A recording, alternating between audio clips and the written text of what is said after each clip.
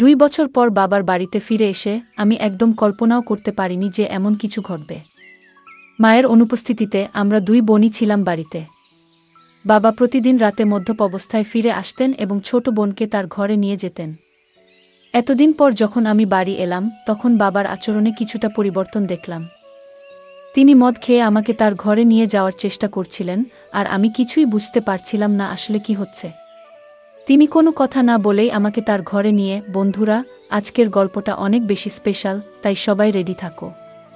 দয়া করে গল্পগুলো ভালো লাগলে ভিডিওটি লাইক, শেয়ার এবং চ্যানেলটি সাবস্ক্রাইব করো প্লিজ। আমি প্রিয়া, 2 বছরের দাম্পত্য জীবনের পর বাবার বাড়িতে এসেছি। আসার পেছনে বিশেষ কোনো কারণ ছিল না। দীর্ঘদিন পর স্বামীও বলল যে বাবার বাড়ির খবর নেওয়া উচিত। তবে এতদিন না আসার মূল কারণ ছিল বাবার মদ্যপানের অভ্যাস। কিছুদিন আগে বাবার ফোন পেয়ে এই সিদ্ধান্ত নিলাম। বাবা বললেন তিনি মদ ছেড়ে দিয়েছেন। তার মলিন মুখ দেখে এবং ছোট বোন তানিয়ার সাথে দেখা করার ইচ্ছা হলো। তানিয়া আগে হোস্টেলে ছিল, এখন একাদশ শ্রেণীতে পড়ে এবং মাত্র 2-3 মাস হলো বাড়ি ফিরেছে। বাড়িতে এসে বাবা আমাকে জড়িয়ে ধরলেন, যেন একটু বেশি স্নেহ দেখাচ্ছিলেন। তানিয়া দেখা করতে এলো, তবে তার মুখে কিছুটা অস্বস্তি ছিল। তানিয়া বাবাকে পানি দিতেও ভয় পাচ্ছিল, যা দেখে আমি বিস্মিত হলাম। জানি না সে কবে থেকে এতটা ভয় পেতে শুরু করেছে। বিশেষ করে বাবা তো এখন মদও ছেড়ে দিয়েছেন। সেদিন দাদু, বাবার বন্ধুর বাবা, আমাদের বাড়িতে এসেছিলেন। তাদের পরিবার আমাদের খুব ঘনিষ্ঠ। বাবার বন্ধু মারা যাওয়ার পর দাদু নিয়মিত আসতেন।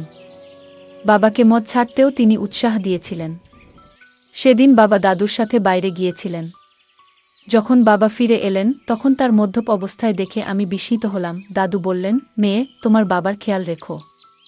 তাকে কতবার বলেছি মদ ছেড়ে দিতে, কিন্তু আজ সে মদ্যপানের কারণ হিসেবে বলল যে তার মেয়ে 2 বছর পর বাড়ি এসেছে। আসলেই তোমার বাবা খুব জটিল মানুষ।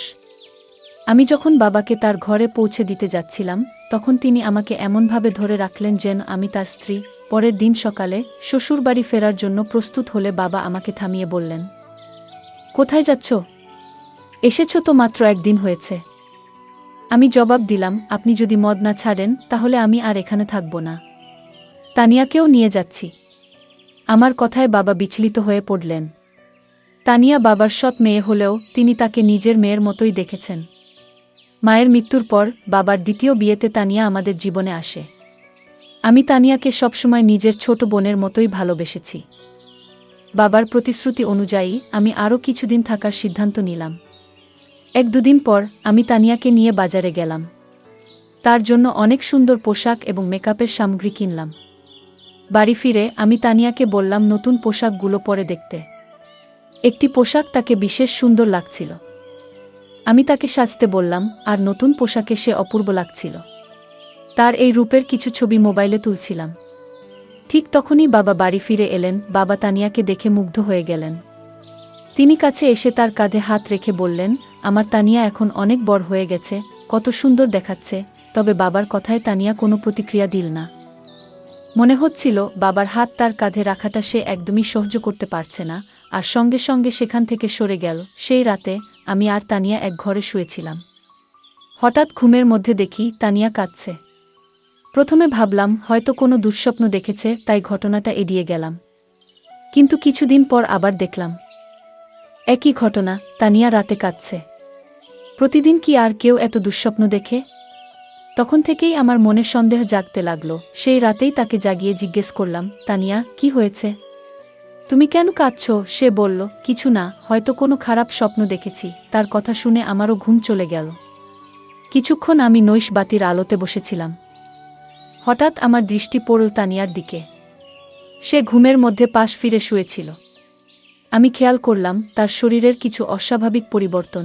আমার মনে হলো বিয়ের 2 বছর পেরিয়ে গেলেও আমার শারীরিক অবস্থায় তেমন কোনো পরিবর্তন আসেনি। কিন্তু তানিয়ার ক্ষেত্রে ব্যাপারটা সম্পূর্ণ আলাদা ছিল। তার শারীরিক পরিবর্তনগুলো স্পষ্ট ছিল। বাড়িতে ফিরে আমি লক্ষ্য করলাম তানিয়া সবসময় ঢিলেঢালা পোশাক পরছে এবং নিজেকে আড়াল করে চলেছে। তখন বুঝতে পারলাম এর পেছনে নিশ্চয়ই কোনো কারণ আছে। মাত্র 17 বছরের একটি মেয়ের শরীরে এত পরিবর্তন কিভাবে হলো তা ভেবে আমি অবাক হলাম। কৌতূহলী হয়ে আমি তার কলেজের কয়েকজন বন্ধুর সাথে কথা বলি এবং জানতে চেষ্টা করলাম তানিয়ার কি কোনো বিশেষ বন্ধু আছে? সবাই এক কথায় জানালো যে মোটেও সে ধরনের মেয়ে নয়। সে কখনোই দায়িত্বহীন ছিল না। তবে সমস্যা কোথায় তা আমাকে বুঝতে হবে। সেই রাতে যখন আমি ঘুমাচ্ছিলাম, হঠাৎ দেখি বাবা ঘরে এসে তানিয়াকে নিয়ে বাইরে চলে গেলেন।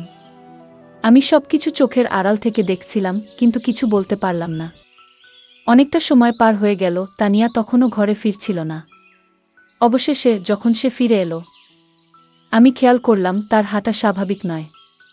সে বেশ অস্বস্তি নিয়ে চলাফেরা করছে। পরের দিন দুপুরে যখন তানিয়া বাইরে থেকে বাড়ি ফিরল, তখন আমি সরাসরি তাকে জিজ্ঞাসা করলাম, রাতে তুমি বাবার সাথে কোথায় গিয়েছিলে? সে বলল, বাবা ক্ষুধার্ত ছিলেন, তাই তাকে খাওয়াতে গিয়েছিলাম। তানিয়ার এই ব্যাখ্যা আমার ঠিক মনে হলো না। তখন আমি সরাসরি তাকে জিজ্ঞেস করলাম, তানিয়া, তুমি বাবাকে কেমন মনে করো? তিনি কি তোমাকে কোনোভাবে বিরক্ত করেন বা তোমার বয়সের তুলনায় বাসার ভারী কোনো কাজ করতে বলেন? তানিয়া দ্রুত বলল, না না, বাবা তো আমার খুব যত্ন নেন। তারপর সে নিজের ঘরে চলে গেল। আমার বাবা এখনও বেশ তরুণ দেখতে ছিলেন। তার বয়স এখনও 50ও পেরোয়নি। আমি দেখেছি তিনি সকালে নিয়মিত ব্যায়াম করেন এবং তানিয়াকেও সঙ্গে ডেকে নেন, কিন্তু তাদের মধ্যে কি চলছে তা আমি বুঝতে পারছিলাম না। একদিন হঠাৎ আমার ননদ ফোন করলেন। তিনি তানিয়ার জন্য একটি সম্পর্কের প্রস্তাব নিয়ে কথা বললেন। আমি তাকে জানালাম যে তানিয়া মাত্র 17 বছরের মেয়ে। তখন তিনি বললেন, প্রস্তাবটি খুব ভালো, ছেলে প্রতিষ্ঠিত। নন্দের কথায় আমি ছেলের পরিবারের সাথে যোগাযোগ করলাম এবং তাদের বাড়িতে আমন্ত্রণ জানালাম। যখন তারা তানিয়াকে দেখলেন, ছেলের মা বললেন, আপনার বোনের বয়স কি সত্যিই 17? দেখুন, এই মেয়ের শরীর এবং বয়সে বড় পার্থক্য রয়েছে। এমনকি ছেলের মা স্পষ্ট জানিয়ে দিলেন, কিন্তু ছেলের মা স্পষ্টভাবে বিয়ের প্রস্তাবটি ফিরিয়ে দিলেন, কারণ তাদের মনে হয়েছে তানিয়ার শারীরিক গঠন তার বয়সের তুলনায় অনেকটাই বেশি। আসলে আমাদের তেমন তাড়া ছিল না তার বিয়ের বিষয়ে। তবে নন্দের অনুরোধে আমি তাদের বাড়িতে ডেকেছিলাম। আমি এই দেখার ব্যবস্থা এমন একসময় করেছিলাম যখন বাবা বাড়িতে ছিলেন না এবং আমি তাকে কিছু জানাইনি। কিন্তু যখন বাবা জানতে পারলেন, তিনি ভীষণ রেগে গেলেন এবং বললেন, তুমি কি পাগল হয়েছ? তানিয়া মাত্র 17 বছরের মেয়ে, আর তুমি তার জন্য এখনই প্রস্তাব আনছ? যদি এখানে থাকতে না পারো, তবে নিজের শ্বশুরবাড়িতে চলে যাও। বাবার এই প্রতিক্রিয়ায় আমি হতবাক হয়ে গেলাম, কারণ এটা তো কেবল সাধারণ একটি দেখাশোনা ছিল। বিয়ে ঠিক করিনি। বাবার তানিয়ার প্রতি অতিরিক্ত মনোযোগ আমাকে চিন্তিত করছিল। যদিও আমি সরাসরি কিছু সন্দেহ করিনি, তবে তাদের আচরণ আমাকে ক্রমশ সন্দেহজনক লাগতে শুরু করছিল। তানিয়াকে প্রায়ই বাবার পিছনে ঘুরতে দেখতাম। বাবা আমার সাথে এত রাগ করলেও আমি শ্বশুর বাড়ি যেতে চাচ্ছিলাম না। দাদাজি, যিনি আমাদের বাড়ি থেকে 2টি বাড়ি পড়ে থাকতেন, আমাদের মধ্যে এই সমস্যা লক্ষ্য করেছিলেন। তিনি বাবাকে বোঝানোর চেষ্টা করলেন, মেয়ের সাথে এমনভাবে কথা বলা উচিত নয়। কিন্তু বাবা কারো কথা শোনার মতো অবস্থায় ছিলেন না এবং রেগে নিজের ঘরে চলে গেলেন। তার পেছনেই তানিয়া এক গ্লাস পানি নিয়ে ঘরে ঢুকে গেল, যেন বাবার প্রতি তার অতিরিক্ত খেয়াল ছিল। দাদাজি আমাকে বললেন, প্রিয়া, যদি তোর বাবার এই আচরণ পছন্দ না হয়, তুই নিশ্চিন্তে শ্বশুর বাড়ি চলে যা। আমি এখানে দুজনেরই খেয়াল রাখব, কোনো চিন্তা করিস না। দাদাজি খুব দায়িত্বশীল মানুষ ছিলেন এবং সবসময় আমাদের বাড়ির খেয়াল রাখতেন। 2 দিন পর আমি শ্বশুরবাড়ি চলে গেলাম। সেখানে পৌঁছে দেখি আমার ননদ আগে থেকেই এসেছে। সে বলল, প্রিয়া, আমি তোকে শুধু একটা পরামর্শই দিয়েছিলাম। ওই পরিবার থেকে আমার কাছে ফোন এসেছিল। তারা বলেছে তোমার বোন সম্পর্কে আমাকে কিছু ভিন্ন কথা বলা হয়েছে। তিনি বললেন, মেয়েটি বিয়ের আগেই শরীরের অদ্ভুত পরিবর্তন করেছে। আমার শ্বশুরবাড়িতেও তানিয়ার শারীরিক পরিবর্তন নিয়ে কথা হচ্ছিল। এরপর ননদ আমাকে বললেন, প্রিয়া, রাগ করো না, তবে এখনও তোমার হাতে সময় আছে। তুমি এখনই ভালো কোনো পরিবারের সাথে তানিয়ার বিয়ের ব্যবস্থা করো, কারণ তার বয়স বাড়লে শরীরের পরিবর্তন আরও বেশি হবে। তখন তার জন্য উপযুক্ত পাত্র খুঁজে পাওয়া কঠিন হয়ে যাবে। নন্দের কথা সত্যিই ছিল। আমি তার কাছ থেকে আরও 4-5টি প্রস্তাবের যোগাযোগ নম্বর নিলাম এবং সরাসরি আমার বাবার বাড়িতে চলে গেলাম। সেখানে গিয়ে বাবাকে স্পষ্ট বললাম, আমি তানিয়ার জন্য সম্পর্ক দেখতে শুরু করেছি। বাবা এতে রেগে গেলেন, কিন্তু আমি তার রাগের পরোয়া করলাম না, কারণ আমি আমার বোনের ভবিষ্যৎ নিয়ে চিন্তিত ছিলাম। বাবা তর্ক করে বললেন, তানিয়ার বিয়ে হয়ে গেলেও আমি কিভাবে এই বাড়িতে একা থাকব? তোমার মা চলে যাওয়ার পর তানিয়া আমার জন্য মায়ের মতো হয়ে উঠেছে। বাবার কথা শুনে আমি কিছুটা বিরক্ত হয়ে বললাম, আপনার স্ত্রীর মতো বলতে চান? মানে সে খুব যত্নশীল। তিনি সঙ্গে সঙ্গে কথা ঠিক করে বললেন, মানে সে আমার খুব খেয়াল রাখে। তার বিয়ের পর আমার দেখাশোনা কে করবে? আমি বাবাকে বললাম, আপনার পেনশন তো আসে। আপনি একজন সেবিকা রাখতে পারেন, যিনি 2-4 ঘন্টা আপনার যত্ন নেবেন। আসলে বাবাকে বোঝানোর প্রয়োজন ছিল না, কারণ তানিয়া সবসময় আমার কথা শুনত। আমার দেখা 4-5টি সম্পর্কের মধ্যে একটি পরিবার তানিয়াকে পছন্দ করেছিল। সেই পরিবার আমাদের শহরেই ছিল এবং ছেলেটি একটি বড় কোম্পানিতে চাকরি করত। তানিয়ার 18 বছর হতে এখনও 8 মাস বাকি ছিল, তবে আমি কাউকে কিছু না জানিয়ে সেই সম্পর্কটি ঠিক করে দিলাম এবং দ্রুত তার বিয়ে দিয়ে দিলাম। তানিয়ার বিয়ে হয়ে যাওয়ায় আমি আবার নিজের মনে শান্তি পেলাম। হ্যাঁ, কিন্তু আমি যেমনটা ভেবেছিলাম তেমন কিছুই হয়নি। বিয়ের প্রথম রাতের পরেই দ্বিতীয় দিনেই তানিয়া বাড়ি ফিরে এসেছিল।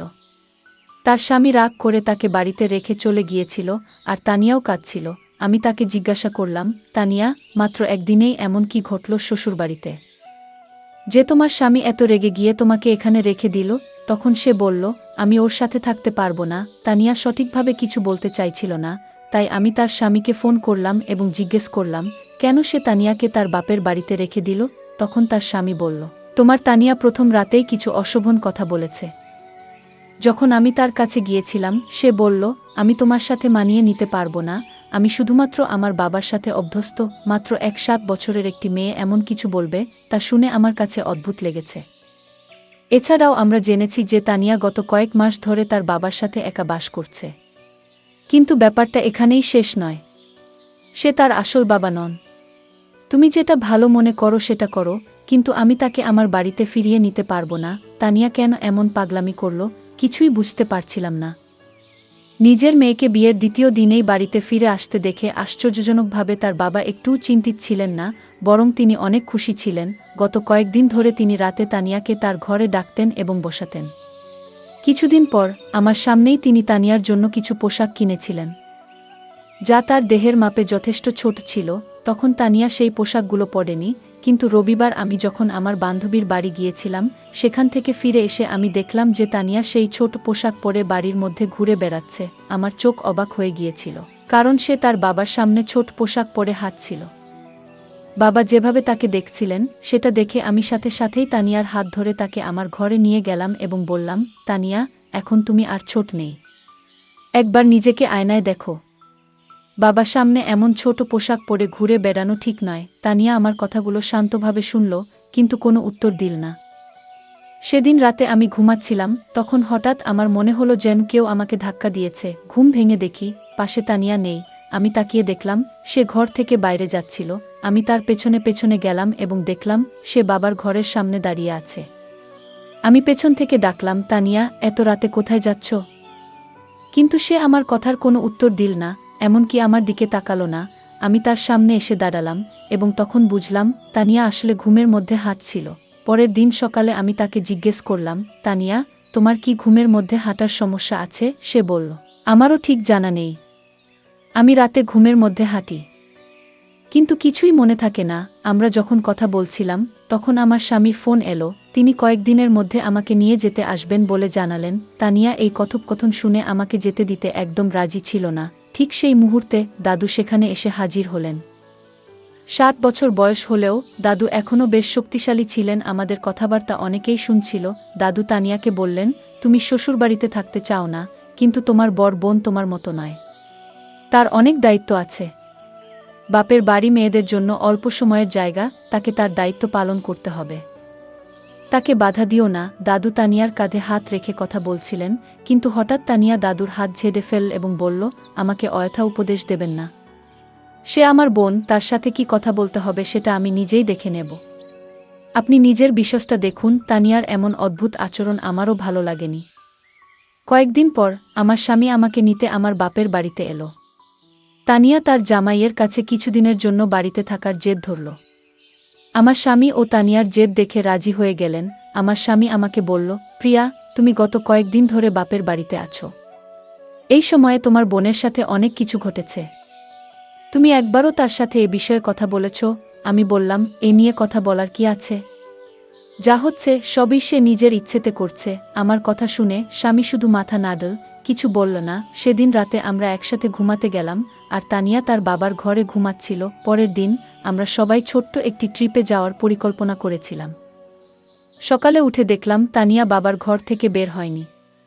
আমি বাবাকে জিজ্ঞেস করলাম, তানিয়া কোথায়? বাবা বলল, বাড়ির মধ্যে কোথাও আছে। তাকে খুঁজতে খুঁজতে আমি ছাদে গেলাম। সেখানে দেখলাম তানিয়া এক কোণে বসে কাঁদছে এবং বারবার তার পেট চেপে ধরছে। আমি বললাম, তানিয়া, তোমার কি পেট ব্যথা করছে?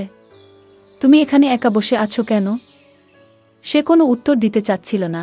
আমি আবার বললাম, তানিয়া, তুমি তো তোমার জামাইকে এখানে থাকার জন্য জেদ করেছিলে। তোমার জামাই পুরো ট্রিপের আয়োজন করেছে, আমরা বাইরে ঘুরতে যাচ্ছি, আর তুমি এখানে কাঁদছো। ঠিক করে বলো, কি হয়েছে তোমার? আমি যখন কথা বলছিলাম, হঠাৎ তানিয়া আমাকে জড়িয়ে ধরে আরও জোরে কাঁদতে শুরু করল।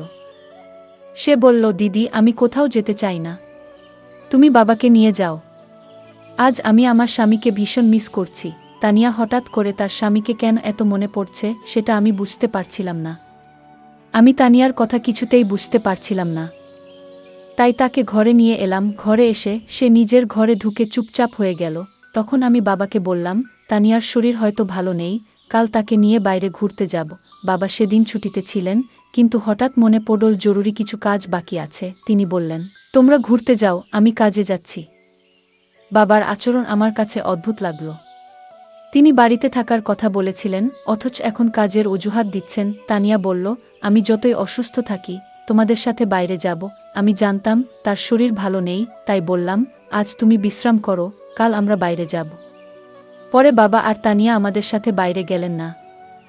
কিন্তু আমি আর আমার স্বামী ঘোরার পরিকল্পনা বাতিল না করেই বেরিয়ে পড়লাম। সন্ধ্যায় তানিয়ার স্বামীকে নিয়ে বাড়ি ফিরে দেখি তানিয়ার ঘর থেকে কিছু অদ্ভুত আওয়াজ আসছে। তার সেই আওয়াজ শুনে আমরা ভীষণ ভয় পেয়ে গেলাম। আমরা দৌড়ে তার ঘরের কাছে গেলাম, কিন্তু ঘরের দরজা ভেতর থেকে বন্ধ ছিল। আমার স্বামী দরজাটা ভেঙে ফেলল। আর ভেতরে যা দেখলাম তা দেখে আমরা যা দেখলাম তাতে আমরা গভীরভাবে বিচলিত হয়ে পড়েছিলাম। আমার 17 বছরের বোন তানিয়া এমন একজন বৃদ্ধের সাথে ছিল, যার আচরণ একেবারেই অনুচিত ও অপ্রত্যাশিত ছিল। সেই দৃশ্য দেখে আমার স্বামী প্রচণ্ড রেগে গিয়ে সরাসরি সেই ব্যক্তির দিকে এগিয়ে যায় এবং তাকে জিজ্ঞাসা করতে শুরু করে। যখন আমরা বাড়ি থেকে বাইরে ছিলাম, তখন শুধু বাবা আর তানিয়া ছিল ঘরে। কিন্তু যেটা ঘটছিল তার কেন্দ্রে ছিল এক প্রবীণ ব্যক্তি, যিনি প্রায় 60 বছরের। আমি বাবার ঘরে গিয়ে দেখি তিনি সম্পূর্ণভাবে অচেতন অবস্থায় পড়ে আছেন। ঠিক সেই মুহূর্তে তানিয়া আমার কাছে ছুটে এসে জড়িয়ে ধরে। আমি তাকে শান্ত করে জিজ্ঞেস করলাম, তানিয়া, আসলে কি ঘটছে? এই ব্যক্তি কি তোমার সাথে এর আগেও এমন কিছু করেছে? তানিয়া চোখ মুছতে মুছতে বলল, হ্যাঁ দিদি, দাদু অনেকবার আমার প্রতি অন্যায় আচরণ করেছে। এমনকি গতকাল রাতেও তার আচরণ খুবই খারাপ ছিল। দাদু বাবাকে কিছু টাকা ঋণ দিয়েছিলেন, কারণ বাবার বাজে অভ্যাসের জন্য আমাদের বাড়িটা প্রায় বিক্রি হওয়ার পথে ছিল। তখন দাদু আমাদের সাহায্য করেছিলেন। বাবা সেই ঋণ শোধ করতে না পারলে হয়তো আইনগত সমস্যায় পড়ে যেতেন। সে সময় আমি ভেবেছিলাম দাদু একজন ভালো মানুষ, কিন্তু পরে বুঝতে পারলাম তার আসল চেহারা অন্যরকম। দাদু প্রায়ই বাড়িতে এসে বাবার সাথে মদ খেতেন, আর বাবা ঘুমিয়ে পড়লে আমাকে অত্যাচার করতেন। গতকালও একইভাবে আমাকে হুমকি দিয়ে বললেন, কাউকে বললে বাবাকে জেলে পাঠাবো। এতদিন এসব সহ্য করেছি, কিন্তু তোমাকে বলতে পারিনি। তুমি আমাকে সবসময় ভুল বুঝেছ, কখনো পাশে দাঁড়াওনি। বাবাকেও কিছু বলতে পারিনি, কারণ তিনি বারবার মদের মধ্যে ডুবে যেতেন। বাবাও সবসময় আমার সাথে রাগ করতেন, আর আমি কিছুই করতে পারতাম না। বিয়ের পরও সেই বৃদ্ধ লোকটার কথা মনে পড়ত, যা আমাকে কষ্ট দিত। এজন্য রাতে ঘুমের মধ্যে অজান্তেই কিছু বলতাম, কখনো বাবার নামও বেরিয়ে আসত। আমার স্বামীও আমাকে বুঝতে পারেননি। বিয়ের দুদিন পরেই আমাকে বাপের বাড়ি রেখে চলে যান। তানিয়ার কথা শুনে আমার চোখে জল এলো। তার স্বামী ও দুলাভাইও কাঁদছিলেন। আমি তাকে না বুঝেই সবসময় রাগ দেখিয়েছি, বড় বোন হিসেবে আমার দায়িত্ব পালন করিনি। আমি তানিয়ার কাছে ক্ষমা চাইলাম। বাবা যখন সব জানলেন, তখন নিজেকে দোষী ভাবতে লাগলেন। মদের নেশায় তিনি আমাদের পরিবারকে বিপদে ফেলেছিলেন। আমি তানিয়াকে কিছুদিন নিজের কাছে রাখলাম। তার মানসিক অবস্থার উন্নতি হল। 1-8 বছর বয়সে তার স্বামী আবার তাকে বাড়ি নিয়ে গেল। অতীত মেনে নিলেও তানিয়ার সহ্য করা কষ্টের পূরণ আমাদের কারো পক্ষে সম্ভব ছিল না। আমরা সেই বৃদ্ধ লোকটাকে পুলিশের হাতে তুলে দিলাম এবং সে শাস্তি পেল, যা তার প্রাপ্ত ছিল। বন্ধুরা, বাচ্চাদের যত্ন ও ভালোবাসা গুরুত্বপূর্ণ। পরিবারের সবাই মিলে নিয়মিত কথা বলা ও নজর রাখা উচিত, যাতে তারা সুখী থাকে এবং কোনো চাপের মধ্যে না থাকে। গল্পটা কেমন লাগলো জানাতে ভুলবে না। আরও মজার মজার রোমান্টিক গল্প শুনতে চাইলে ভিডিওটি লাইক, শেয়ার এবং চ্যানেলটি সাবস্ক্রাইব করতে এবং বেল আইকনটি ক্লিক করতে ভুলবে না। ধন্যবাদ।